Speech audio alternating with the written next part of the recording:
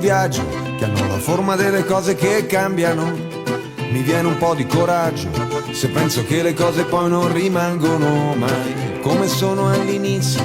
2013, un nuovo solstizio.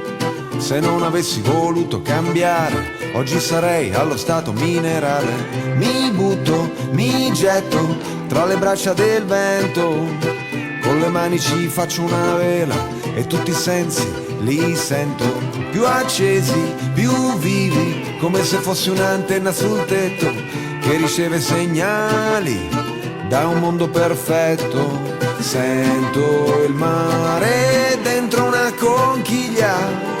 Estate, l'eternità è un battito di ciglia. Sento il mare dentro una conchiglia.